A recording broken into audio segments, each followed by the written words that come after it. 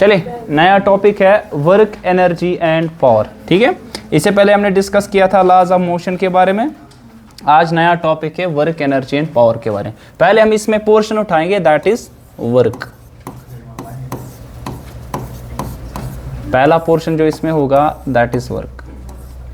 ठीक है, तो कब कहते हैं वर्क होती है? When we say that work is said to be done. Sir हम कहते हैं वर्क तब होता है जब कोई बॉडी आपके पास होगी, इस पे आप फोर्स अप्लाई कर लोगे। ठीक है, मान लीजिए F कोई आपने फोर्स अप्लाई किया, वेदर ये फोर्स वेरिएबल हो या कांस्टेंट फोर्स हो आपके पास। ठीक है, सच दैट ये बॉडी जो होगी it is displaced through some displacement. ठीक है ना कुछ डिस्प्लेसमेंट इसमें हुई होगी। मान लीजिए that displacement it is S। Initially body की कुछ स्पीड होगी, मान लीजिए U। लेट सपोज ये 0 या डिफरेंट फ्रॉम 0 हो सकती है। ठीक है, इस तरह फाइनल स्पीड इसी बॉडी की क्या होगी सर? That is V। ठीक है ना, so whenever we say that कि when a force is applied on a body such that it is displaced through some displacement, such displacement मैंने यहाँ पे क्या रखा है? S। we say that work is said to be done। ठीक है ना, so we say that work is said to be done। अगर हम यहाँ डेफिनेशन इसकी लिखिए, work is said to be done when a force is applied on a body such that it is displaced, ये displace होगी through some displacement.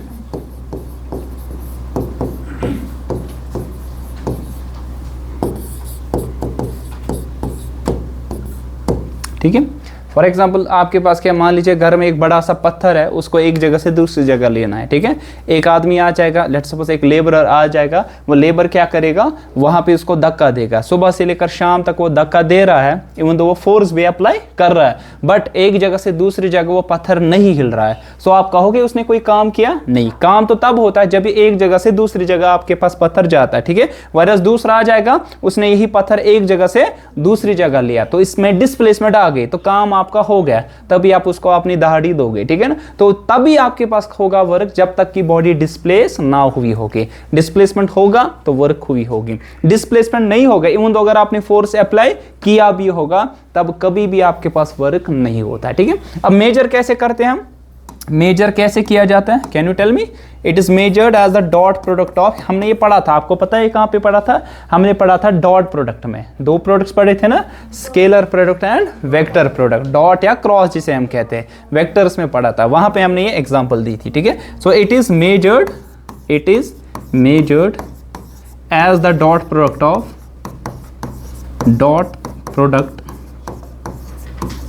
Of किस का? Force, weather वो वेरिएबल हो या कांस्टेंट, एंड हमारे पास displacement, dot product of force and displacement, S is their displacement. ठीक है, ये आपके पास फोर्स आपके पास है, ये फोर्स आपके पास क्या हो सकता है? इट मे बी, शाबाश, कांस्टेंट, शाबाश, इट मे बी वेरिएबल, ये वेरिएबल भी हो सकता है, ये कांस्टेंट भी हो सकता है। ठीक है, और S it is nothing but it is displacement. So since हमारे पास क्या आ जाएगा? शाबाश, दो टाइप के फोर्स, इस तरह दो टाइप के वर्क्स आ जाएंगे, work done by constant force and work done by variable force आ जाएगा। तो यहां पे लिखेंगे वर्क डन बाय किसकी वजह से? Constant force. इस तरह आ जाएगा फिर work done by variable force आ जाएगा। ठीक है, सो कांस्टेंट फोर्स की वजह से कैसे हम वर्क डन को कैलकुलेट कर लेंगे। ठीक है, सो देखिए हमने बता दिया जो वर्क आपके पास आ जाएगा इट विल बी फोर्स और डिस्प्लेसमेंट का क्या करना है सर? डॉट प्रोडक्ट करना है। और आपको मालूम है डॉट किसके बराबर होता है? ए डॉट बी किसके बराबर होता है? शाबाश, ए बी कॉस थीटा, तो एफ डॉट एस आएगा F S cos of theta आएगा ना। इसको ऐसे लिख सकते हैं सर, इसको ऐसे लिख सकते हैं F into S cos theta लिख सकते हैं ना, या इसको ऐसे लिख सकते हैं ना, एफ इंटू, ऐसे लिख सकते हैं F cos theta into S लिख सकते हैं। सो इट्स लाइक दैट कि अगर आपके पास, ध्यान रखो, ये वेक्टर क्वांटिटी है फोर्स, ये है आपके पास डिस्प्लेसमेंट, मान लीजिए ये फोर्स है, ये डिस्प्लेसमेंट, और इनके दरमियान छोटा सा angle let's suppose that is theta. Force का यहाँ से कौन सा कंपोनेंट होगा? कॉस, है ना सर, तो यहाँ से होगा एफ कॉस ऑफ थीटा, या एस का यहाँ से कौन सा कंपोनेंट होगा? एस कॉस थीटा, नहीं, एस का, फोर्स का नहीं, डिस्प्लेसमेंट का अलोंग दिस कौन सा कंपोनेंट होगा, कॉस कंपोनेंट, या फोर्स का अलोंग दिस कौन सा होगा, कॉस। तो आप ऐसे लिख सकते हो वर्क को F cos theta into S, या आप लिख सकते हो S cos theta into F के बराबर लिख सकते हो इसका मैग्नीट्यूड, ठीक है ना। तो अभी तो मैंने लिखा है एफ डॉट एस होता है एफ एस कॉस थीटा, तो F into S cos theta या F cos theta into S के बराबर लिखोगे यहाँ पे, ठीक है। अब देखिए ये डिपेंड करेगा थीटा पे कि वर्क डन कैसा होगा। देखिए अगर आपके पास थीटा होगा 0 डिग्री, थीटा 0 डिग्री के माने क्या है, इसके माने ये है जो फोर्स है और डिस्प्लेसमेंट है ये एक ही डायरेक्शन में है ना सर, होगा ना। तो वर्क क्या होगा सर, तब वर्क होगा F S cos 0 degree is 1, तो आएगा एफ इंटू एस जो कि पॉजिटिव आ जाएगा, वर्क आएगा ना। अच्छा अगर यही आपके पास अगर इस थीटा का वैल्यू जो होगा ना ये होगा 180 डिग्री, 180 डिग्री। अच्छा मुझे बता पहले वाली की एग्जांपल दे सकते हो ना, एग्जांपल सपोज आपके पास यहाँ पे क्या है, कोई गाड़ी खड़ी है, ठीक है, आपने इस पे क्या दिया सर, फोर्स, ठीक है, आपने इस पे फोर्स दिया और डिस्प्लेसमेंट इसी डायरेक्शन में हुआ, ठीक है, इसी डायरेक्शन में आपके पास डिस्प्लेसमेंट हो रहा है, ठीक। तो ये एग्जांपल आ जाएगी कौन सा वाला, पॉजिटिव वर्क है ना, जिस डायरेक्शन में आप फोर्स दे रहे हो उसी डायरेक्शन में क्या हो रहा है, वर्क भी हो रहा है, ठीक। अब यहाँ पे दूसरी एग्जांपल, अगर थीटा क्या होगा 180 डिग्री, मीन्स की फोर्स, शाबाश, और डिस्प्लेसमेंट ये किस डायरेक्शन में हो गए, अपोजिट होगा ना। तो बता दो वर्क क्या आ जाएगा, F into S, cos 180 degree is -1, तो आएगा माइनस एफ इंटू एस जो कि नेगेटिव वर्क आएगा, आएगा ना। अच्छा एग्जांपल दो, आप फोर्स इधर दे रहे हो, अपोजिट में डिस्प्लेसमेंट हो रहा है, क्या पॉसिबल लग रहा है आपको, नहीं, मगर ऐसा है, बता सकता है कोई एग्जांपल, एक डायरेक्शन में फोर्स लेकिन अपोजिट में डिस्प्लेसमेंट हो रहा है, गाड़ी क्या, हाँ हाँ शाबाश, मैं मून क्या था, बोल गाड़ा राटिंग, शाबाश बोलो, लग रहा है कोई चलना, मतलब फोर्स कहाँ दे रहे हो, जमीन को दे रहे हो, दस रहे हो कि आप तो काउंटर बैलेंस का, नॉर्मल रिएक्शन और वेट करेगा काउंटर बैलेंस। एक सिंपल एग्जांपल, इसमें ज्यादा सोचना नहीं है, ये ग्राउंड मान लीजिए, ठीक है, बॉडी को आप ऊपर ले रहे हो, ये कोई बॉडी है, इसका मास क्या है m, लेट सपोज, नीचे से फोर्स क्या है mg, मान लीजिए आप इसको ऊपर की तरफ ले रहे हो, है ना सर, किसी फोर्स से। तो देखो आप एक्सटर्नल फोर्स कहाँ के दे रहे हो, ऊपर, तो डिस्प्लेसमेंट कहाँ की तरफ होगा, ऊपर होगा ना डिस्प्लेसमेंट, ठीक है। तो मैं अगर लिखूं यहाँ work done bye F, work done bye F, F की वजह से वो आएगा एफ इंटू एस, आएगा ना। लेकिन work done by M G अगर मैं लिखूं ग्रेविटी की वजह से, ग्रेविटी कहाँ है, नीचे, आप कहाँ डिस्प्लेस करे, ऊपर, तो minus M G into S आएगा, आएगा ना, है कि नहीं। तो फोर्स नीचे, ना ग्रेविटी का पर खिंचाव करा, दो वाइल में इस बॉडी को कहाँ की तरफ ले रहा हूँ, ऊपर, तो डिस्प्लेसमेंट ऊपर हो रहा है, लेकिन ग्रेविटी कहाँ की तरफ खिंचाव करे, नीचे, तो ये अपोजिट आएगा, तो वर्क डन बाय ग्रेविटी आएगा नेगेटिव, लेकिन work done by external force जिसकी वजह से मैं इसको ऊपर ले रहा हूं वो पॉजिटिव, क्योंकि वो फोर्स और डिस्प्लेसमेंट क्या है, सेम डायरेक्शन में, ठीक है, रिमेंबर दैट, ठीक। अच्छा तीसरा क्या आ जाएगा सर, तीसरा क्या आ जाएगा, अगर थीटा कितना होगा sir, if theta it is equal to 90 degree, ठीक है, तो क्या आ जाएगा, इट मीन्स कि फोर्स कुछ इस डायरेक्शन में है लेकिन आप डिस्प्लेस इधर करना चाहते हो, होगा काम, होगा काम, नहीं होगा काम। सो वर्क जो आ जाएगा तब वर्क कितना आ जाएगा, 0, cos 90 0। कोई दे सकता है एग्जांपल, इट्स लाइक दैट कि आप क्या करना चाहते हो, इस टेबल को आप आगे की तरफ डिस्प्लेस करना चाहते हो लेकिन आप फोर्स दे रहे हो नीचे, होगा, मतलब पॉसिबल है, क्योंकि डिस्प्लेसमेंट इधर की तरफ आप करना चाहते हो, फोर्स नीचे दे रहे हो, तो वर्क डन क्या आ जाएगा आपके पास, 0, मतलब होगा, ये काम ही आपके पास पॉसिबल नहीं है। सो एक तरीका है कि अगर आपने फोर्स दिया लेकिन उतना सफिशिएंट नहीं है कि ये डिस्प्लेस हो रहा है, इट मीन्स कि तब थीटा कितना होगा सर, 90, या उतना कम से कम नहीं है ताकि आपके पास वो जो ओवरकम करेगा उन फोर्सेस को जो कि आपको रिटार्ड करेगा। Suppose I will give an example also, मुझे इस टेबल को इस डायरेक्शन में मूव करना है, मैं फोर्स भी उसी डायरेक्शन में दे रहा हूँ लेकिन नहीं हो रहा है डिस्प्लेस, क्यों, क्योंकि अपोजिट में कौन सा फोर्स आ रहा है, फ्रिक्शनल फोर्स। जब तक कि आपके पास, मान लीजिए अगर आपके पास फ्रिक्शन होगा, अगर आपके पास फ्रिक्शन होगा, इवन तो 0 डिग्री भी नहीं होगा, देखिए आप यहां से फोर्स दे रहे हो अप्लाइड, है ना, फ्रिक्शनल फोर्स कहां से आ रहा है, पीछे से, है ना, बॉडी को जरा, जब तक कि फोर्स ग्रेटर और इक्वल टू एफ, या मैं कहूंगा एफ ग्रेटर देन एफ नहीं होगा, अप्लाइड फोर्स फ्रिक्शनल फोर्स से ज्यादा नहीं होगा, तब आ जाएगी बॉडी किसमें, मोशन में। अगर कम होगा तो बॉडी मोशन में नहीं आएगी, अगर बराबर होगा it will be on A verge of sliding.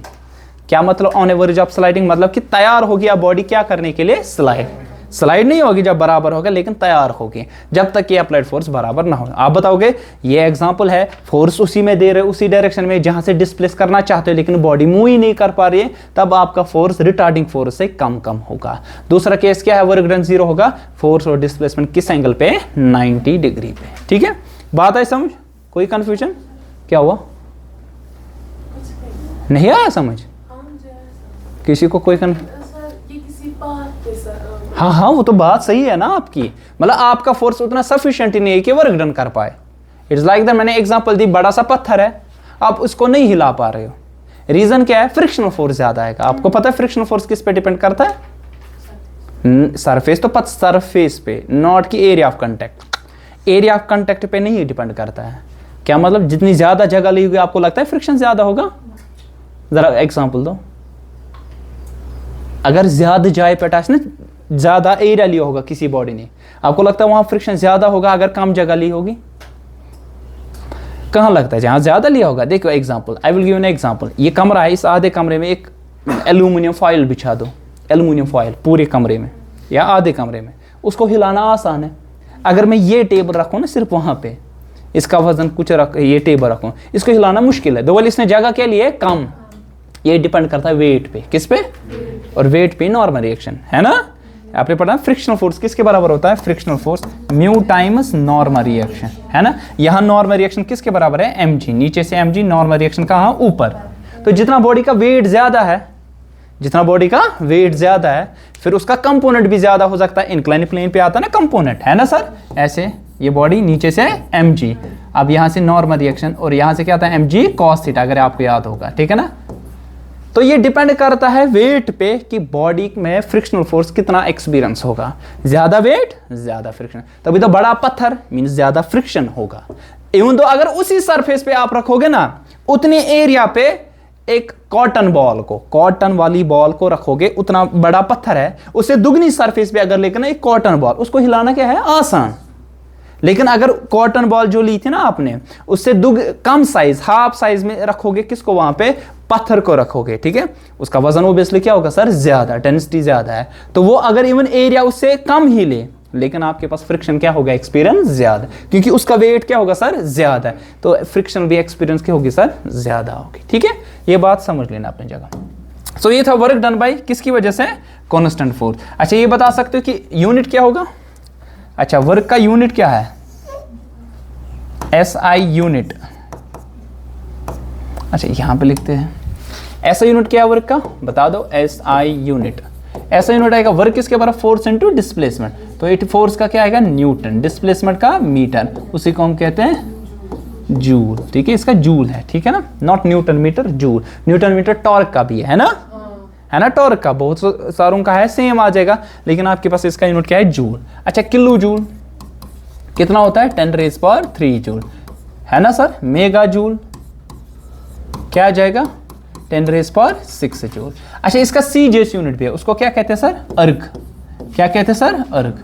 और आपको यह है CGS यूनिट इसका, सेंटीमीटर ग्राम सिस्टम में, है ना सर। अच्छा आपको पता है एक अर्ग कितने जूल्स होता है, सॉरी एक जूल कितने अर्ग्स होता है, फिर उसका भी लिख सकते हो आप ऑब्वियसली, बोलो एक जूल कितने अर्ग्स होता है, 10⁻⁷ अर्ग्स। एक जूल कितने अर्ग्स होता है, 10⁻⁷ अर्ग्स। लेट क्यों हो रहा है,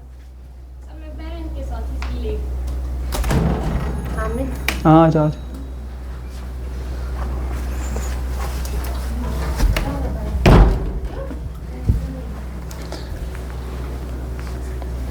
एक जूल कितने अर्ग्स होता है, 10⁻⁷ अर्ग्स के बराबर होता है। ठीक है, अच्छा और एक चीज है कैलोरी। कैलोरी, एक कैलोरी कितने जूल्स, 4.2 जूल्स। कितने सर, 4.2 जूल्स के बराबर होगा। ठीक है, आप लोगों की बायोलॉजी क्लास है, इनकी, आप जाओ अंदर।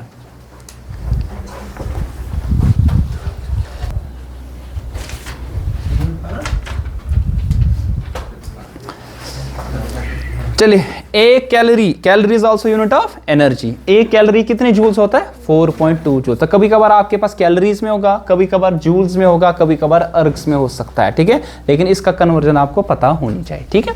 अच्छा, इसके डायमेंशंस बता दो।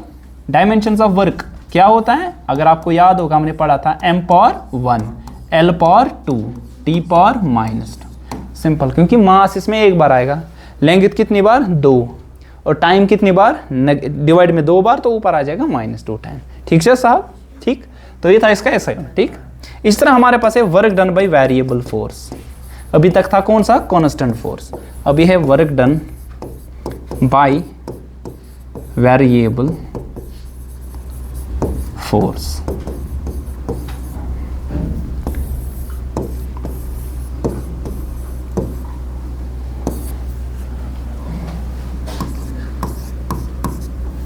Work done by variable force. Variable force का मतलब इसका मैग्नीट्यूड क्या होगा सर? चेंज, है ना। इसका मैग्नीट्यूड चेंज या डायरेक्शन भी क्या हो सकती है सर? चेंज। तभी तो होगा ना फोर्स का वैल्यू चेंज, क्योंकि डायरेक्शन चेंज होने से वैल्यू भी ओवरऑल आपके पास क्या होने वाला है? चेंज। अब यहाँ पे हम लेके लेट्स सपोज कि मैग्नीट्यूड इसका क्या हो रहा है? चेंज। तब भी क्या आ जाएगा आपके पास? तब भी कौन सा फोर्स आ जाएगा? Variable force. Let's take an example. आपके पास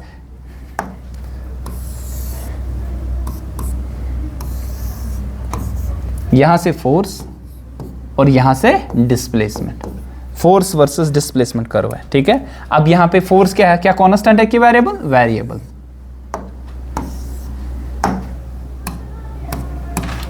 ये वेरिएबल फोर्स मान लीजिए, ठीक है। देखो with time, sorry with displacement इसका वैल्यू क्या हो रहा है? चेंज, है ना। पहले ज्यादा ज्यादा ज्यादा, फिर कम, ज्यादा कम, ज्यादा, ऐसे ऐसे करके हो रहा है, ठीक है। आपसे बोला जाएगा कि मान लीजिए कि आपने इस बॉडी को क्या किया? आपने इस बॉडी को डिस्प्लेस किया। मान लीजिए डिस्प्लेसमेंट कहां से किया? S1 से लेकर मान लीजिए S2 तक आपने क्या किया सर? डिस्प्लेस। बता दो आपके पास यहां पे वर्क डन कितना हुआ? वर्क डन कितना हुआ? तो वर्क कैसे मेजर किया जाता है? Dot product of force and displacement. लेकिन फोर्स अभी मेरे पास था कांस्टेंट, तब तो इजीली मैंने ढूंढा यहां पे।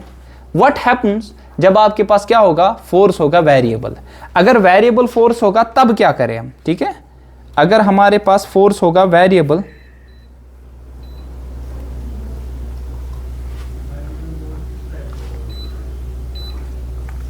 अगर फोर्स होगा वेरिएबल तब तो ऐसे नहीं कर सकते just by F dot S, मत ना, क्योंकि ये वैल्यू अगर एफ का वैल्यू क्या कांस्टेंट रह रहा है? नहीं।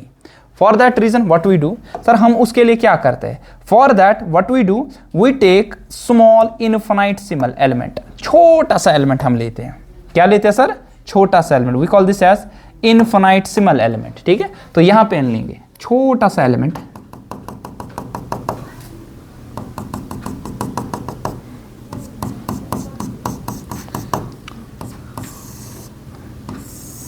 क्यों लिया सर? सर इसमें डिस्प्लेसमेंट होगी ds। क्या होगी सर? ds। छोटी सी डिस्प्लेसमेंट हमारे पास होगी यहाँ पे, ठीक है। इसमें जो डिस्प्लेसमेंट आपके पास होगी, let's take this displacement, it is ds। छोटी सी डिस्प्लेसमेंट के लिए मैंने जितनी छोटी आप ले सकते हो उतनी। कितनी सर? ये ds का value it should tend to 0। क्यों? क्योंकि जितना छोटा ये एलिमेंट आप लोगे ना, उतना ही इसकी विड्थ क्या होगी सर? कम कम। और उसमें अगर आप देखोगे ना, ये जो कर्व्ड पाथ है ना, नियरली क्या बनेगा सर? स्ट्रेट बनेगा ना। तो इसमें जो फोर्स का वैल्यू नियरली क्या रहने वाला है सर? कांस्टेंट रहने वाला है ना। ये वैल्यू कौन है? अगर आपको अभी भी लग रहा है थोड़ा कर्व्ड पार्ट है, जितना छोटा आप ले सकते हो उतना। अब अगर हम देखें इसमें वर्क डन क्या होगा? बहुत छोटा होगा ना सर। कितना वर्क होगा? dw, क्योंकि आपने डिस्प्लेसमेंट क्या लिया? ds। ds एक छोटा सा एलिमेंट है। कितना छोटा? ये जो ds इसको हम कहते हैं इनफिनिटेसिमल एलिमेंट। इनफिनाइट, मैथमेटिक्स में कहते हैं इनफिनिटेसिमली स्मॉल। इनफिनिटेसिमली स्मॉल मतलब इसका ये है कि ये इतना छोटा है, इतना छोटा है, लगभग इसकी विड्थ अप्रोच किसको करेगी? 0 को। 0 नहीं है, विड्थ अप्रोच क्या करेगी सर? 0। जितना आप छोटा ले सकते हो उतना। मैंने इसलिए इतना छोटा लिया क्योंकि वहां पे जो f का वैल्यू है नियरली क्या रहने वाला है सर? फिर कांस्टेंट। अगर आपको अभी भी लग रहा है कि नहीं अभी कर्व्ड पाथ है, उतना छोटा लो और उससे, ठीक है। अब मैं कह दूं आपसे यहां पे small amount of work done कितना होगा? Small amount of work done through displacement ds। छोटे से डिस्प्लेसमेंट के लिए बता दो आपके पास कितना वर्क डन होगा, बता सकता है कोई? इसमें जो फोर्स रहेगा वो क्या रहेगा सर? कांस्टेंट। किसके बराबर होगा वर्क? TW, छोटा वर्क है ना, क्या होगा? F dot ds। होगा कि नहीं? होगा कि नहीं? इसमें जो आपके पास फोर्स का वैल्यू रहने वाला वो क्या रहने वाला सर? कांस्टेंट रहेगा ना। इस F का वैल्यू क्या रहेगा सर? कांस्टेंट। आपको बात आ रही समझ? हमने छोटा एलिमेंट इसीलिए लिया क्योंकि आपके पास इसमें फोर्स का वैल्यू क्या रहेगा सर? कांस्टेंट। तो वर्क आप इजीली बता सकते हो F डॉट S आपके पास आ जाएगा फोर्स, सॉरी वर्क आ जाएगा। वो भी कितना वर्क होगा? बहुत ही छोटा। लेकिन मुझे कहां से कहां तक निकालना? S1 से S2। ऐसे कितने एलिमेंट्स हो गए? बहुत सारे।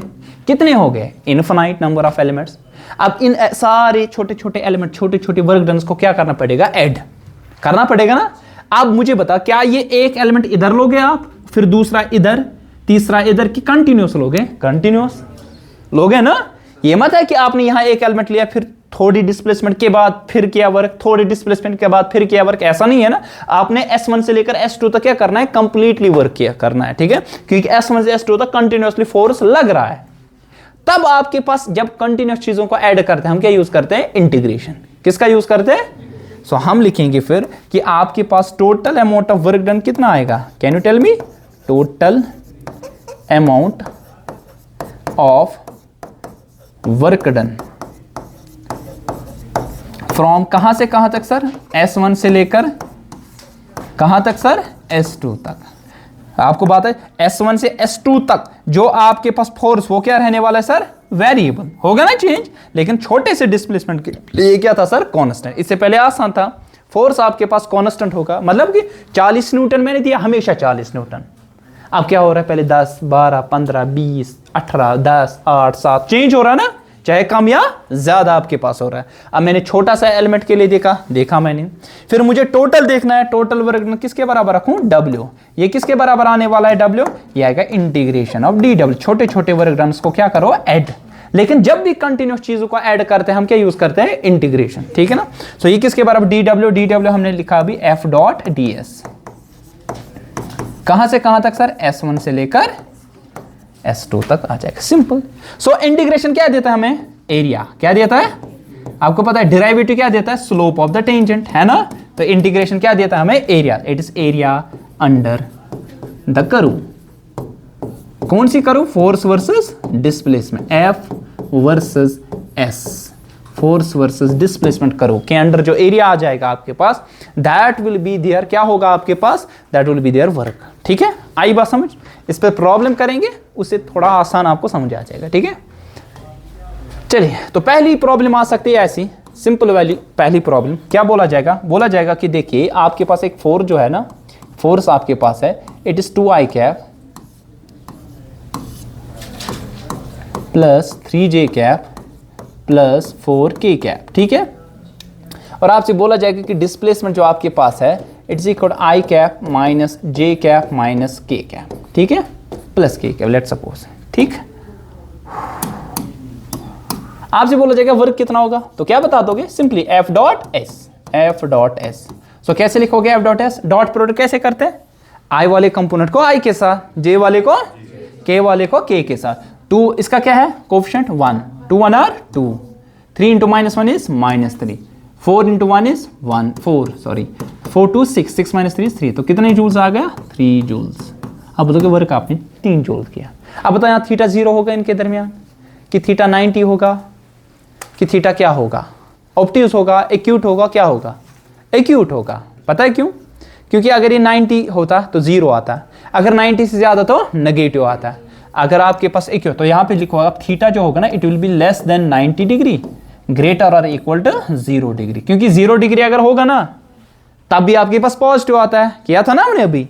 अगर थीटा कितना होता है सर? 0 डिग्री, तो वर्क क्या आता है सर? पॉजिटिव। अब जरूरी नहीं 0, 30 भी हो सकता है, 60 भी हो सकता है। कहां तक? 90 से कम कम। 90 पे 0 आ जाएगा वर्क, 90 से ऊपर जो आएगा वैल्यू वो क्या आएगा? नेगेटिव आ जाएगा, ठीक है ना। सो ये आपके पास ये एंगल होगा, ठीक। अच्छा, अगर आपसे बोला जाएगा बताओ वो एंगल कितना है, बताओ एंगल। आपको पता है डॉट प्रोडक्ट कैसे होता है सर? F डॉट एस किसके बराबर होता है बताओ? A B cos of theta, पता है ना? शाबाश। F डॉट एस क्या निकला आपको? शाबाश बोलो। F डॉट एस कितना निकला? 3, शाबाश, इज इक्वल एफ का मैग्नीट्यूड कितना आएगा बताओ, यहाँ एफ का मैग्नीट्यूड कितना आएगा आपको पता है ना, कैसे वेक्टर का मैग्नीट्यूड निकालते हैं, under root of X components मतलब I component, 2 square is 4, 3 square is 9, शाबाश 4 स्क्वायर इज 16, तो ये आएगा अंडर रूट 29, ठीक है ना। अच्छा इसी तरह किसका, डिस्प्लेसमेंट का, बताओ डिस्प्लेसमेंट का क्या आ जाएगा, 1 square is 1 minus 1 square is 1, 1 square is 1, ये आएगा अंडर रूट 3 आएगा ना। अब डालो यहाँ पे क्या आ जाएगा, यहाँ पे अंडर रूट 29 शाबाश into under root 3 into cos of theta, तो ये डिवाइड हो गया इसको, तो कॉस थीटा का वैल्यू क्या आ जाएगा sir, you write cos theta का वैल्यू होगा 3 divided by under root of 29 into 3, 29 into कितना होता है 29 इंटू 3 87 होता है ना, 3 divide by under root of 87 का रूट कितना आएगा 9 9 आर 81, 9 9 आर 81 है ना, तो 10 10 आर 100 तो दूर, तो 81 इसके ना तो नियर अबाउट ये आ जाएगा 9.4 है ना sir, 3 by 9.4, 3 1 are 3, 3 3 are 3 1 are 3, ठीक है 1 बाई 3 कितना होता है 0.33, तो ये आएगा 0.3 लिखेंगे इसको आंसर, ठीक है ना, तो 0.3, तो थीटा कितना आएगा, थीटा आएगा कॉस इनवर्स 0.3। अब देखो कॉस का वैल्यू पॉजिटिव कहाँ पे आता है, 0 से 90 तक, 0 से है ना, तभी तो पॉजिटिव वैल्यू निकला ना डॉट का, यहाँ पे आई बात समझ, कोई कंफ्यूजन, मतलब इतना आपसे ज्यादा नहीं पूछा जाएगा, यूजुअली वर्क पूछा जाता है, अगर एंगल भी निकालना होगा तो आसान से निकाल सकते हैं, ठीक है। ये मैंने कैलकुलेशन ऐसी रफली की, आपका आंसर नियर अबाउट इसके करीब आ जाएगा। तो अगर हम चेक करने की कोशिश भी करें, देखिए अगर हम चेक करने की कोशिश भी करें इसको, देखिए देखिए क्या था सर यहाँ पे, under root of, it was under root, is there any under, हाँ अंडर रूट ऑफ 87, दैट्स 9.32, तो हमने 9.4 लिखा, ठीक है। फिर क्या किया हमने, फिर हमने क्या किया sir, then afterwards we write 3 by 9.4, ऐसे लिखिए 3 डिवाइडेड बाई अंडर रूट क्या था ये 87, क्या निकला आंसर 0.32, देखो हमने 0.3 लिखा, तो हमारी जो कैलकुलेशन है वो नियर अबाउट अप्रॉक्सीमेट से भी ठीक ठाक निकले हमें, ठीक है ना। सो फिर 0.3 कहाँ पे होता है आप देख सकते हैं। अच्छा 1/2 कितना होता है 0.5 है ना, 1/2 होता है ना 0.5, ठीक है। तो कॉस कहाँ वैल्यू कहाँ पे होता है 1/2, 90 पे नहीं सॉरी 60 पे होता है ना, कॉस 60 डिग्री 1.5, तो ये 60 से कम वैल्यू आएगा, आएगा ना 60 से कम वैल्यू आपके पास यहाँ पे आने वाला होगा, ठीक है। कॉस 60 आपको पता है कि कॉस 0 का वैल्यू कितना होता है 1, फिर क्या हो जाता है डिग्रीज, फिर 0.5 यहाँ पे 60 पे, तो 60 से कम कुछ ना कुछ आ जाएगा वैल्यू, वो यहाँ पे होगा, ठीक है। आपको वैल्यू लिखने की जरूरत नहीं क्योंकि कोई याद नहीं रखता है, लेकिन निकालना आना चाहिए, ठीक है। दूसरी प्रॉब्लम क्या आ सकती है, दूसरा इस तरीके से बोला जाएगा, देखिए कि आपके पास एक बॉडी है जो कि इस पॉइंट से लेकर इस पॉइंट तक जा रही है, कैसे जा रही है, मान लीजिए ए पे था, फिर कहाँ पे पहुंचा बी पे, मान लीजिए कुछ कोऑर्डिनेट से इसके 1, 2, 4 और इसके है 0, -2, 6, ठीक है ना, लेट्स सपोज, ठीक है। तो यहाँ से यहाँ तक डिस्प्लेस हो गया, ये कैसे डिस्प्लेस होगा, जब इस पे क्या अप्लाई करोगे सर, आप फोर्स करोगे ना सर, तभी तो होगा ना। तो ये मान लीजिए फोर्स का वैल्यू है I cap minus J cap plus 2K cap, ठीक। और मुझे बता दो कि आपके पास वर्क कितना हुआ अगर आपने इस पॉइंट से लेकर इस पॉइंट तक इसको क्या किया सर, डिस्प्लेस। सो मुझे पहले क्या निकालना पड़ेगा, डिस्प्लेसमेंट कितना है। आपको मालूम है, ध्यान रखो, ये जो ए बी डिस्प्लेसमेंट होगा ना, A B vector, A B मान लीजिए वो आर वेक्टर रखो या कुछ भी, आपको पता ना ऐसे, ये R1 वेक्टर है ना, पोजीशन वेक्टर इसका, ये क्या होगा इसका पोजीशन वेक्टर R2, और ये क्या होगा पोजीशन वेक्टर R होगा ना। अभी R किसके बराबर होता है, R2 माइनस, याद अगर आपको होगा R2 माइनस R1 मतलब कोऑर्डिनेट्स को जस्ट डिफरेंस करो। ओ मैडम, ओ सर, नजर था उस 0 - 1 कितना हुआ -1 I कैप, अच्छा -2 कितना हुआ -4 J कैप, 6 - 4 कितना होगा 2K कैप, ठीक है। तो ये निकला आपके पास डिस्प्लेसमेंट। अब मुझे क्या निकालना पड़ेगा यहाँ पे सर, वर्क किसके बराबर होता है, F डॉट डिस्प्लेसमेंट मैंने R रखा, S रखो, R रखो, क्या रखो आपकी मर्जी है, बताओ करो इनको डॉट, 1 × -1 इज -1, शाबाश, -1 × -4 इज +4, 2 × 2 इज 4, तो ये आएगा 7 जूल्स। है ना, सिंपल डिस्प्लेसमेंट वेक्टर इन कोऑर्डिनेट्स को डिफरेंस करनी, फिर आई कैप जे कैप के कैप लगाना। ये तो आसान है ना करने के लिए, ठीक है। निंदर चेक आसान हैं कैसे ओम लॉक आख बेसिक हेवन से यात मज याता कतरु बानस मज बात तम से निंदर खसा, ठीक है। यह है समझ। अच्छा, और एक प्रॉब्लम क्या आ सकती है आपके पास, कौन इसका कहाँ रूट है। अच्छा, मान लीजिए और एक आ सकता है आपके पास एरिया अंडर द कर्व पे, है ना सर। सो ये फोर्स मान लीजिए वर्सेस डिस्प्लेसमेंट है आपके पास, क्यों है आपसे बोला जाएगा कि ऐसे आपके पास है,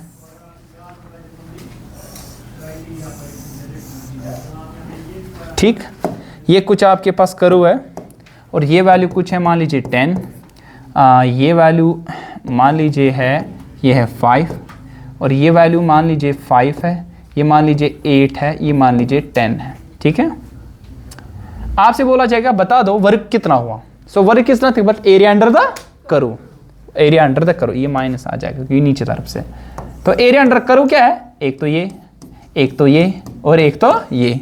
बता दो क्या आ जाएगा, वर्क कितना आ जाएगा। एरिया कैसे निकालें, पहला क्या है ट्राइंगल, पहला क्या है ट्राइंगल का एरिया क्या था हाफ ऑफ बेस, बेस कितनी है 5, हाइट आल्टीट्यूड कितना है सर 10, शाबाश। फिर प्लस, फिर क्या है रेक्टेंगल, ये कितनी विड्थ है 8 - 5 इज 3, तो 3 यूनिट्स। हाइट कितनी है, मान लीजिए ये आपके पास गिवन है 6, तो आपके पास क्या आ जाएगा 3 × 6। फिर ये नीचे तरफ से तो क्या आएगा नेगेटिव, या ऐसे लिख सकते प्लस, विड्थ कितने 10 - 8 इज 2, ये है ना रेक्टेंगल, रेक्टेंगल क्या आता है लेंथ इंटू ब्रेड्थ, ब्रेड्थ आ जाएगी -5। तो क्या आंसर आ जाएगा आपका, ये आएगा 2 × 5 = 10, 5 × 5 = 25, शाबाश। फिर क्या आ जाएगा 6 × 3 = 18, फिर क्या आ जाएगा 5 × 2 = 10 आ जाएगा ना, तो 15 और ये आएगा 33 जूल्स, ठीक आएगा करना, ठीक है ना।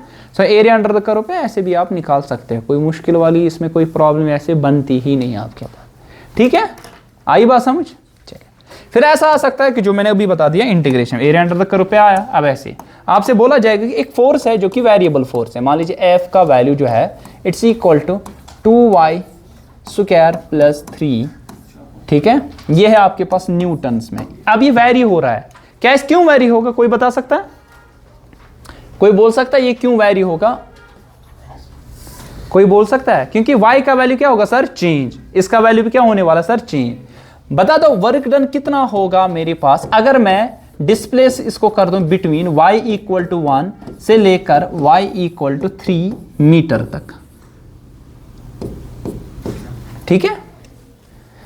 y = 1 मीटर से लेकर y = 3 मीटर तक डिस्प्लेस कर दूं इसको, मतलब अलोंग y एक्सिस डिस्प्लेस कर दूं, ठीक है। तो मेरे पास डिस्प्लेसमेंट क्या आ जाएगा अलोंग y एक्सिस, ठीक है ना, ये आपके पास, ठीक है। तो ऐसे कुछ वैरी हो रहा है फोर्स, ठीक है ना। तो ये आपके पास y1 और यहाँ पे क्या आ जाएगा y2।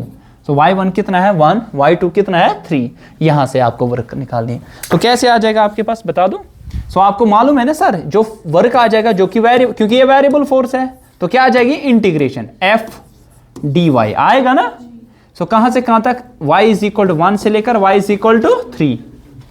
अब f का वैल्यू कितना है बता दो, f का वैल्यू है आपके पास 3y² + 3, कहां से कहां तक 1 से लेकर कहां तक सर 3 तक। इंटीग्रेशन करनी है, आपको मालूम है ना इंटीग्रेशन कैसे करते हैं, बता दो 3 उधर ही y² की add 1 power by whole power, तो y³ / 3 इंटीग्रेशन ऐसे करते हैं ना, है ना। जनरल में x⁻n की इंटीग्रेशन ऐसे, x⁻n की इंटीग्रेशन क्या है x⁻n + 1 / n + 1, इस तरह y⁻n की y⁻n + 1 / n+, तो पावर को एक ऐड करो डिवाइड बाय होल पावर। फिर आ जाएगा 3 × dy, पहले था 3, एक्चुअली था ये पहले 3y² dy अलग, है ना। फिर अलग से है क्या 3 dy अलग, 3 निकला बाहर, y² की विद रिस्पेक्ट टू y³ / 3 निकलेगा बाहर, dy की क्या होती है y, इंटीग्रेशन ऑफ dy किसके बराबर होती है सर y, इंटीग्रेशन में पढ़ा था। अब यहाँ पे क्या आ जाएगा 3y आएगा ना सर, कहां से कहां तक लिमिट है 1 से लेकर कहां तक 3 तक, है ना सर। 3 और 3 क्या होगा कैंसल। अब कैसे लिमिट डालते हैं बताओ ताबिद, कैसे लिमिट डालते हैं, लिमिट कैसे डालते हैं, कितकेट त्रावन लिमिट, कितकेट ये क्या वो 1 लिमिट कैसे डालते साइका? पहले सब में डालेंगे अपर लिमिट, 3 3 आर 9 3 आर 27, इधर भी 3 डालेंगे, 3 3 आर 9, फिर क्या डालेंगे लोअर माइनस लोअर लिमिट। आधे क्या करते हैं इसमें अपर डालते हैं इसमें लोअर, वो गलत हो जाता है, इवन वो ऑप्शन भी अवेलेबल होता है। ठीक है, तो आपके पास पहले पूरे में डालना है अपर लिमिट, फिर माइनस फॉर्मूला का पूरे में क्या डालना है लोअर लिमिट। तो अपर लिमिट डाला 3 3 आर 9 3 आर 27, ठीक।